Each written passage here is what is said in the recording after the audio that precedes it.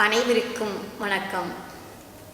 இந்த உலகத்தில் நாம் பிறந்திருக்கின்றோம், வாழ வேண்டும். வாழணும் என்று சொன்னால் பொருள் தேவை. பொருள் வேண்டும் என்று சொன்னால் உழைக்க வேண்டும். உழைத்தால்தான் ஊதியம் கிடைக்கும். உழைக்காம எனக்கு எல்லாமே வேண்டும் என்று சொன்னால் கிடைக்குமா என்றால் கிடைக்காது. ஒரு கதையை கேளுங்களேன். ஒரு இளைஞன் கிராமத்திலே வாழ்ந்து வந்தான். அந்த இளைஞன் நன்கு படித்திருந்தான். அந்த கிராமத்தை சுற்றி இருக்கின்ற இடத்திற்கும் ஊர்களுக்கும் சென்று பார்த்தான். அவனுக்கு வேலை சரியாக கிடைக்கவில்லை. அதனால் அவன் வெளியூருக்கு செல்ல வேண்டும். நல்ல பெரிய நகரத்திற்கு சென்றால் வேலை கிடைக்கும் என்று அவன் நம்பினான்.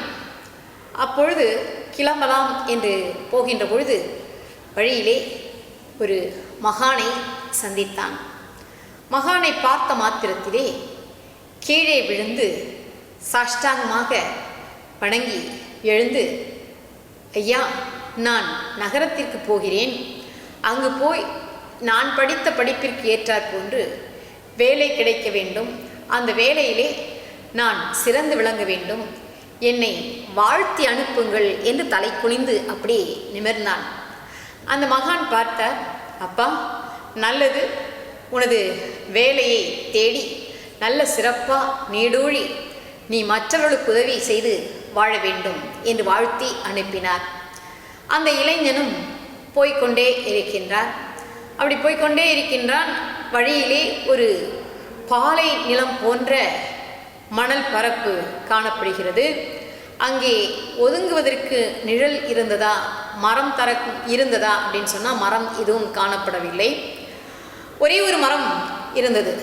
அந்த மரத்தின் கீழ் நல்ல நிழல் இருந்தது. அந்த இடத்திலே ஒரு குருவி, அதால் பறக்க முடியல, கால் ஒடிந்து போய் இருந்தது. சிறகும் கொஞ்சம் வெட்டுப்பட்டு காணப்பட்டது. அது தத்தி தத்தி சென்று உணவு கிடைக்குமா என்பதற்காக முயற்சி செய்து பார்க்கிறது. எதுவும் கிடைக்கவில்லை. இந்த காட்சியை அந்த இளைஞன் கண்டான். அவன் பார்த்துட்டு, சற்று இங்கேயே இருப்போம், நிழல் இருக்கிறது, சற்று நேரம் கழித்து நாம் கிளம்புவோம் என்று அங்கே இருக்கின்றான். அப்பொழுது எங்கிருந்தோ ஒரு சிட்டுக்குருவி பறந்து வந்து அந்த தத்தி தத்தி பறக்க முடியாமல் நடக்க முடியாமல் இருந்த குருவிக்கு தான் வாயிலே கொண்டு வந்த உணவினை கொடுத்துவிட்டு அது அங்கிருந்து பறந்து விடுகிறது.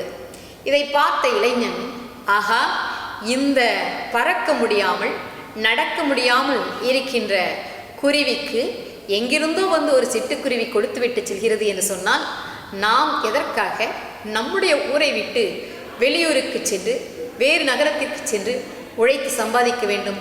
நம் ஊரிலேயே போயிருந்தால் நமக்கு வேண்டிய உணவோ அல்லது நமக்கு வேண்டிய பொருளோ கிடைக்காமலா போய்விடும்? கண்டிப்பாக யாரேனும் உதவி செய்வார்கள். அவர்கள் மூலமாக நாம் வாழலாம். ஆகையினால் வேலை தேடி அங்குமிங்கும் அலைய வேண்டாம் என்று சொல்லி தனது ஊரிற்கு வந்து விடுகிறான்.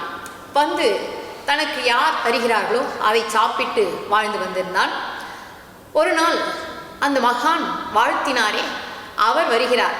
வந்தவர், என்னப்பா, நீ இதே ஊரிலேயே திரும்பவும் இருக்கிறாய், நகரத்திற்கு போகிறேன் என்று சொல்லிவிட்டு தானே சென்றாய், அப்படி இருக்கும்பொழுது இங்கே இருக்கிறாயே, என்ன ஆயிற்று உனக்கு? ஏன் நீ வேலைக்கு போகவில்லையா என்று கேட்கிறார்.